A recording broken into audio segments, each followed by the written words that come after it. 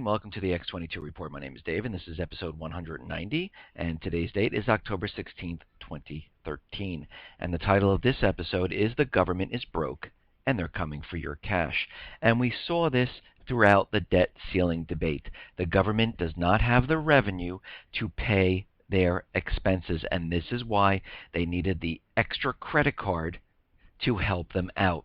And it looks like Congress is going ahead with this deal, and they are going to give the Obama administration a new credit card, and that credit will last until February, when they'll have to repeat this entire thing again, unless there is some type of an event and everything changes. And we'll have to see how this turns out. But let's get into the economic collapse news. Now, we've talked a lot about the bail-ins with Cyprus and how they froze the accounts, and they said to everyone that it was only going to be 8%, then it was going to be 15%, and they actually ended up taking 47% of the people's money. And we've seen this, and we know there are white papers, and it's called the FDIC Bank of England document. I have it on the x22report.com site. If you go to the tab that says resources, it drops down a menu, it says documents. You can find it right in there. And we see this white paper is now being used in other countries like Switzerland, Germany, Canada is also using it. So we're seeing this, and many other countries in Europe, and we see that they're going to be using this white paper. But the IMF is making a proposal to tax bank accounts. Now, your money in the bank account, was already, if you have a job, was already taxed. And unless you're self-employed and you're just collecting funds from your business and you didn't pay taxes. But most people who have put money into their savings account, this money is already taxed money, and this is what you have left over. And what they're suggesting right now is to put a tax only on the rich. Now, in America, and I'm sure in many places, we heard this before. When the income tax was first started, it started the same exact way. They were only going to tax the wealthy. Then it moved down to the middle class. Then it moved down to the poor. So this will not stop with the wealthy. This is where they start, and they slowly move down. And they're also discussing a super tax of 10% on all savings in the Eurozone. And this is like a mini bail-in where, think about it. All of a sudden, if you have, I'll use an example, you have $10,000 in there, and now all of a sudden you're hit with 10%. And they just come in and they swoop away $1,000. What they did right there was a bail-in, and they're coming at everyone from a different direction this time. Now they're saying they're going to be using taxes on your savings account. You have to understand, if everything is going well, Europe is letting us know that they're coming out of the recession, that everything is fine. Why do they need this tax? Why would they bring up taxing everyone 10% or just taxing the rich if everything is doing much better and they're coming out of the recession and they're having all this fanfare that everything is really improving? They wouldn't need this. But in reality, the only reason you would do something like this is because things are not going well. So now they need to find more money. Every single government will be coming for everyone's cash very soon. You can count on this. Because as we know, all of these countries are in debt up to their eyeballs. If you look at Cyprus, Greece, Italy, Portugal, Spain, France, the U.S., all have an extreme amount of debt. And to pay the interest off on this debt, they need more revenue. And what are all these countries doing right now? Searching for more revenue. As more and more people become unemployed, because as we know, this all fits together. We have to understand this. This is the picture.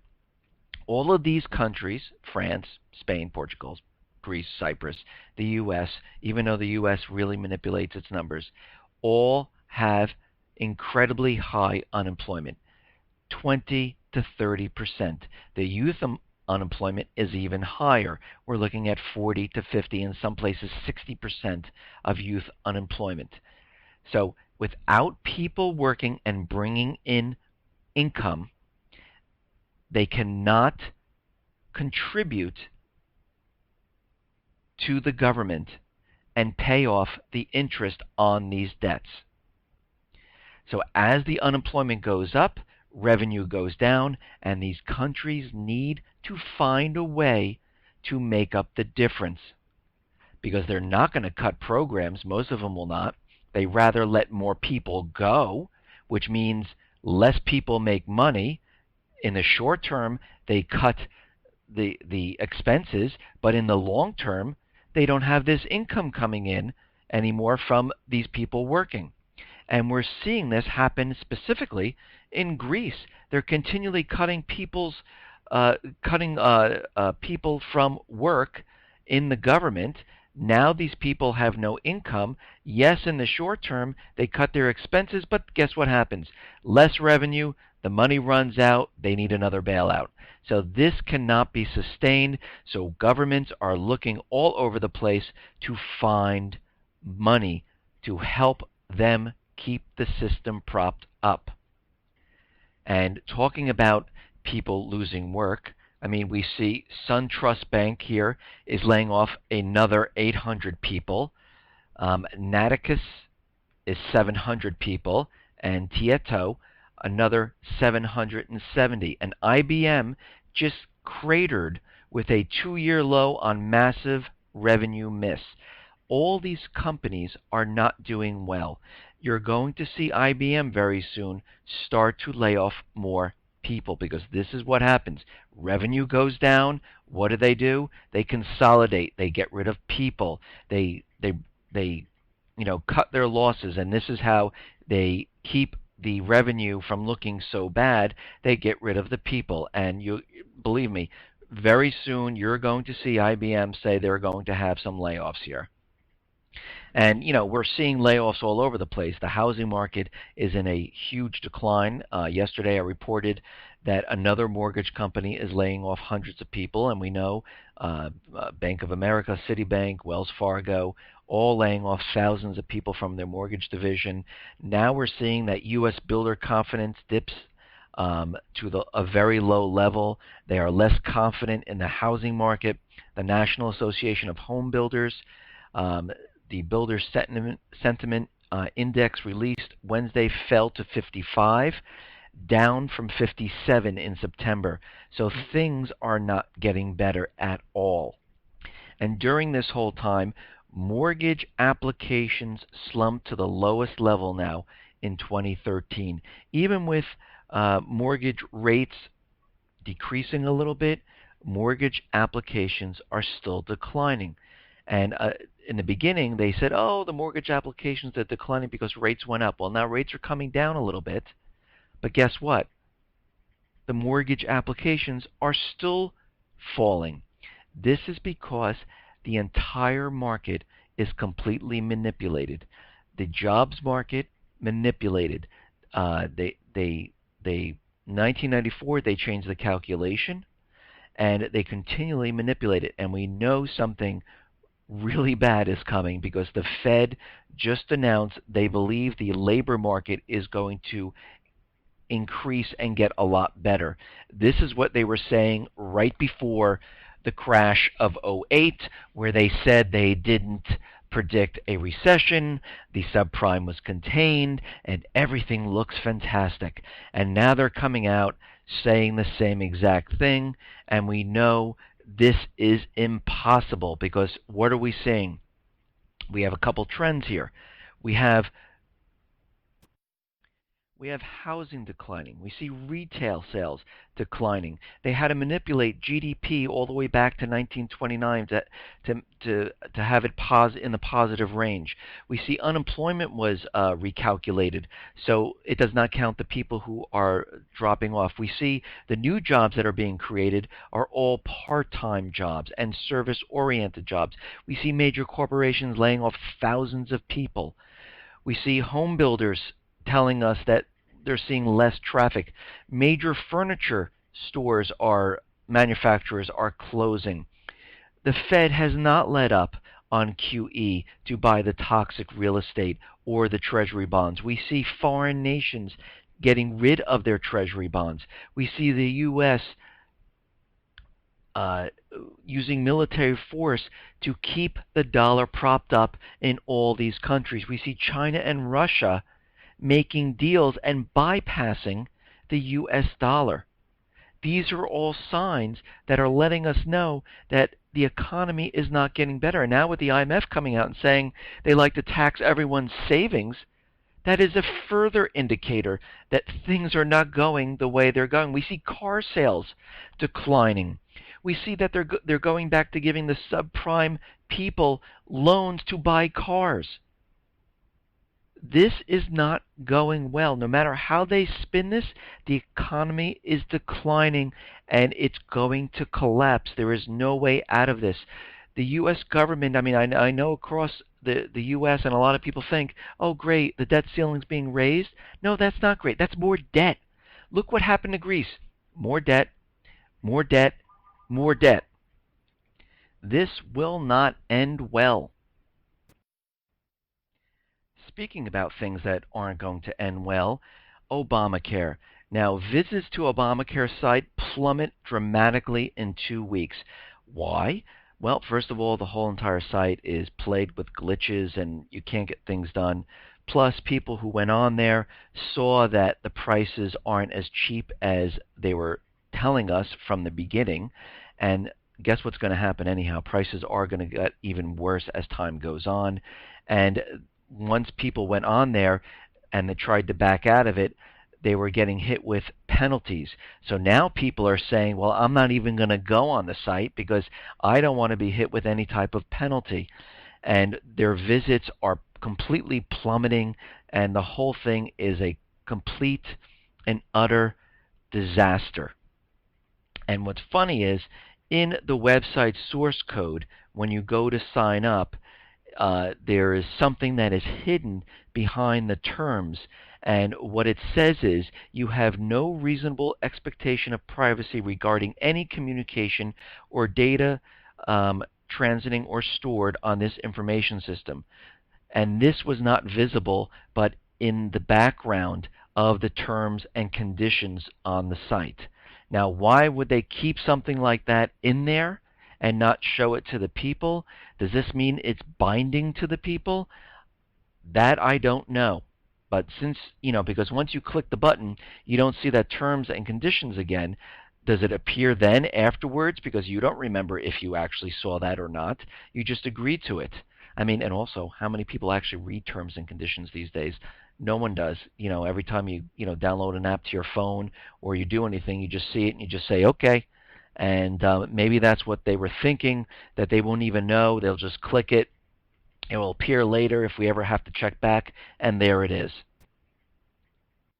Now, Obama, the administration, is urging the Supreme Court not to take up the first case it has received on a controversial National Security Agency cyber snooping. They do not want the Supreme Court to rule on the NSA.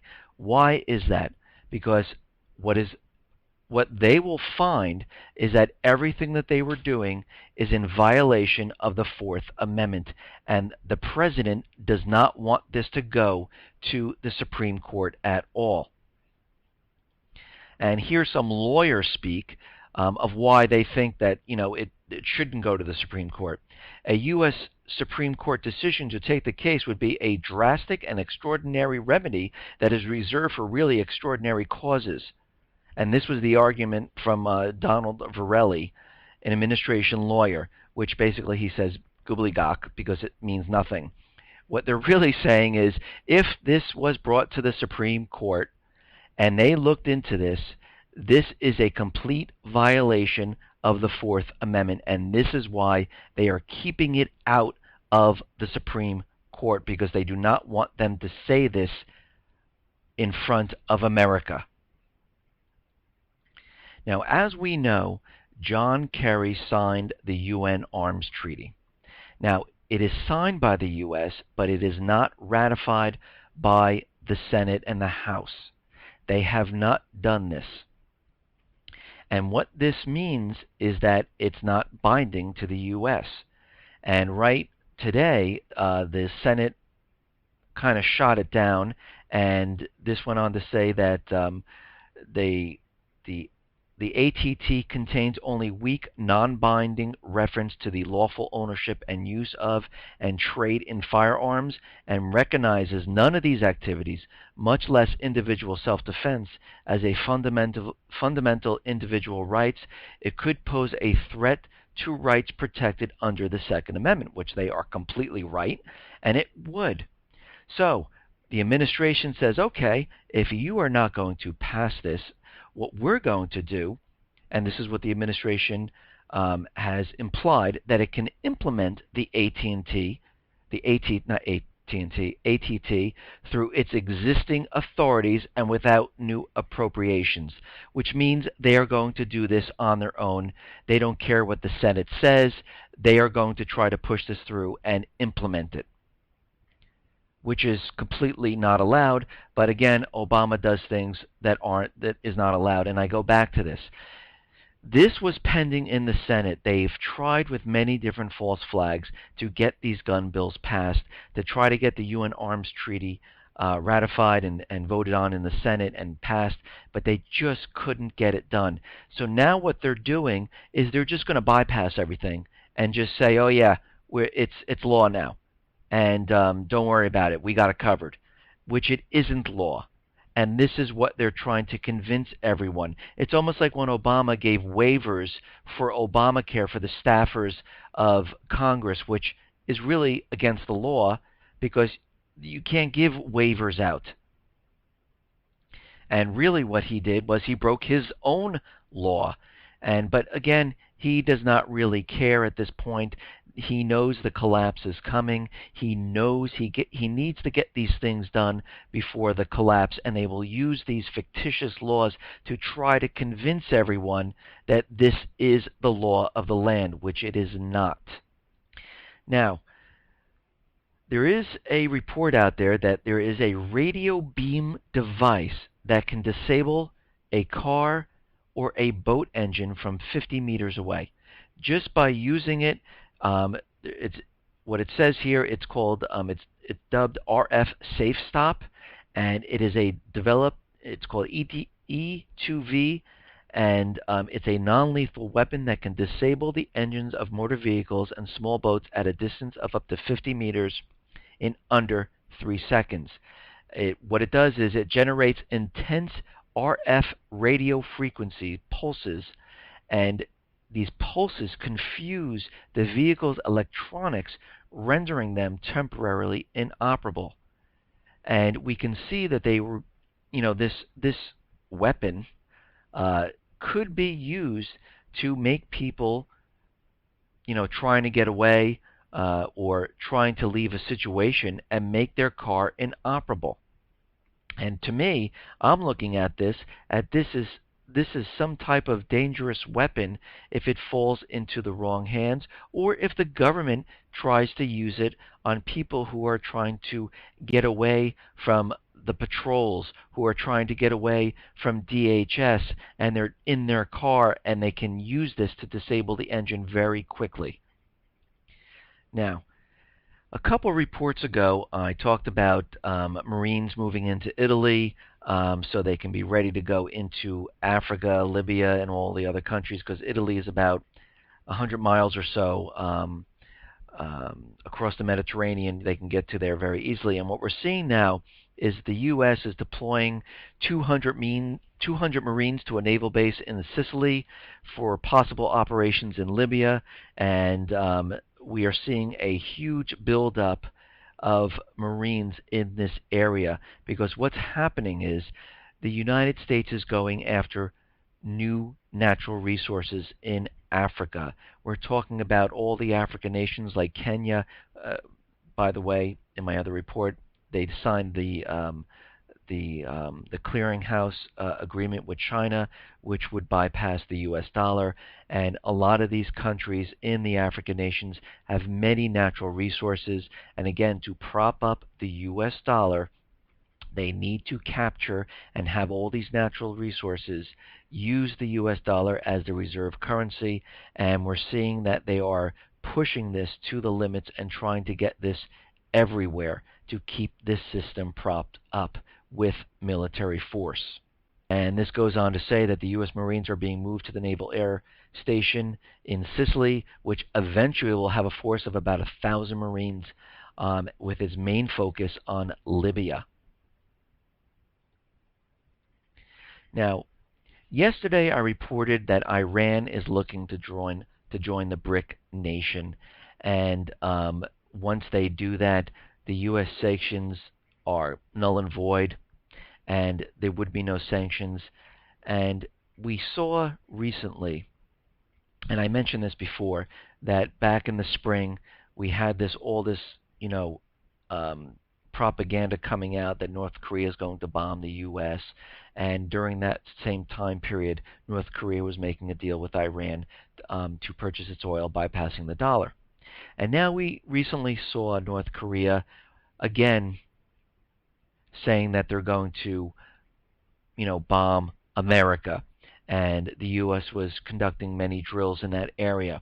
But when we look closer and we see what's going on here, Russia is inching closer to a deal with North Korea for a major transit route for trade between Eastern Asia and Europe by prying open North Korea and creating a North Korea railroad to bypass the Suez Canal.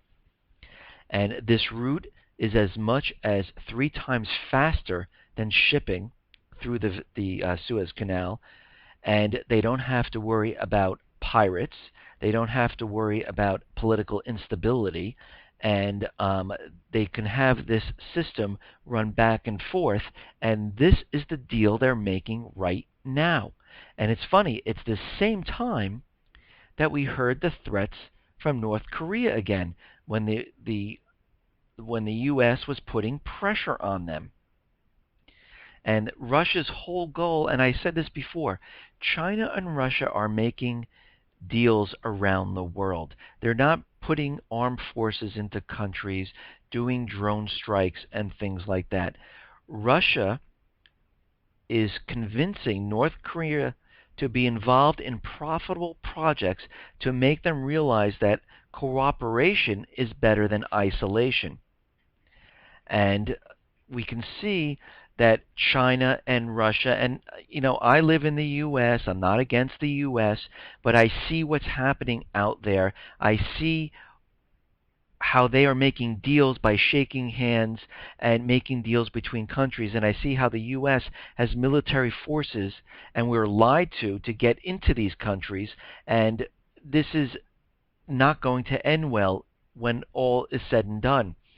And we see that Iran is joining the BRIC nation now, and this whole peace talk that they're talking about with removing sanctions, they have no choice. It's not because they're choosing to. They have no choice because they're going in a different direction. And guess what? Syria is following. Syria is seeking to join the Shanghai Cooperation Organization and the grouping of the emerging economies, the BRIC nations. They would also like to join that. And we see all of this peace, we see what's going on, and what is happening is the central bankers, U.S. government, need a different plan. What they were doing before with sanctions and turning the screws on these countries is not going to work anymore. And they have a small window to do something at this point. And what's going to happen within this small window is they're going to try some type of an event because they will not give up. They will go down kicking and screaming till the very end. They will not give up their power as the US dollar as the reserve currency. They will not just hand it over to China. They will not just hand it over to Russia. They will do everything and anything to keep it. And they are planning something right now. We have many drills coming up. There are many things happening. And right now, to keep the system propped up, they are on a cash grab, trying to find money anywhere they can to keep the government propped up with revenue coming in. Because without it, it can't continue. So what is happening now is that, according to a recent report from the Treasury Department, the enforcement revenue, the IRS has fallen for the second straight year, and they're losing employees. So they've created the Foreign Account Tax Compliance Act, which will give the IRS a new addition in its ever-growing list of unpaid spies. And the spies are going to be you and me. And what is going to happen is that the law decrees that if a foreign bank or business does not comply with FATCA and their requirements, that everyone else in the financial system must withhold a 30% penalty on any payment to the bank or business. Now, the law really doesn't say who is responsible for making these withholdings of the 30% penalty. So this is very unclear at this time.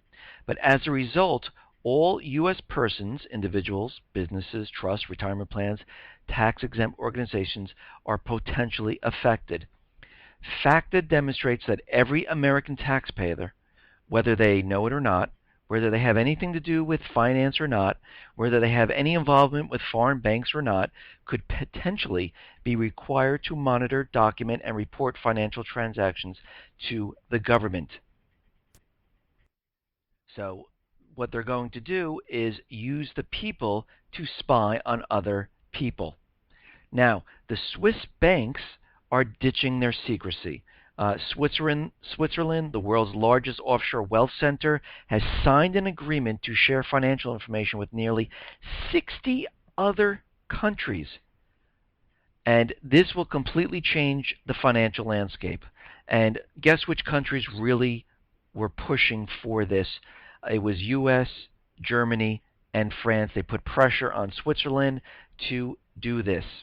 And under the convention, the Swiss government can call on large private banks like UBS, AG, Credit Suisse to turn over confidential information to international tax watchdogs.